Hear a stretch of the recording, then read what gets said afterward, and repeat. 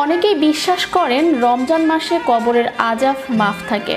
অনেকে তো আবার এটিও বিশ্বাস করেন যে দাফনের পর জুমা বা রমজান এলে কিয়ামত পর্যন্ত কবরের আযাব মাফ হয়ে যায়। তবে এ বিষয়ে ইসলাম যা বলে, না, মানুষের এমন ধারণা সঠিক নয়। এটি একটি ভিত্তিহীন ধারণা। কুরআন হাদিসে এ বিষয়ে কোনো দিক নির্দেশনা নেই। মূলত কবরের আযাব হওয়া না হওয়ার সঙ্গে রমজানের কোনো সম্পর্ক নেই।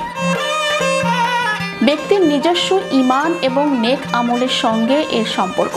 রমজান মাসে কবরের আযাব বন্ধ থাকবে এ মর্মে রাসূল সাল্লাল্লাহু আলাইহি সাল্লামের কোনো সহিহ হাদিসে পাওয়া যায়নি।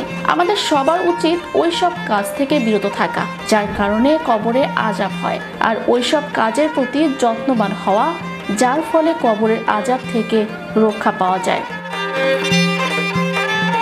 অর্থাৎ রোজা রাখা অবস্থায় ইন্তেকাল করলে আশা করা যায় আল্লাহ তাকে মাফ করে দেবেন, কিন্তু রমজান মাসে কবরের আযাব মাফ এমন কোনো কথা পাওয়া যায়নি।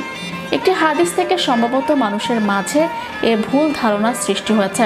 হাদিস শরীফে এসেছে, যখন রমজানের প্রথম রাতের আগমন ঘটে তখন দুষ্ট জিন এবং শয়তানদের শৃঙ্খলাবদ্ধ করা হয়। জাহান্নামের দরজাসমূহ বন্ধ করে দেয়া হয়, একটি দরজাও খোলা হয় না, এবং জান্নাতের দরজাসমূহ খুলে দেয়া হয়, একটি দরজাও বন্ধ করা হয় না। একজন ঘোষক ঘোষণা করতে থাকে, হে কল্যাণের প্রত্যাশী, আরো অগ্রসর হও, হে অকল্যাণের যাত্রী, ক্ষান্ত হও। আর আল্লাহ তাআলা এ মাসের প্রতি রাতে অসংখ্য মানুষকে জাহান্নাম থেকে মুক্তি দান করেন।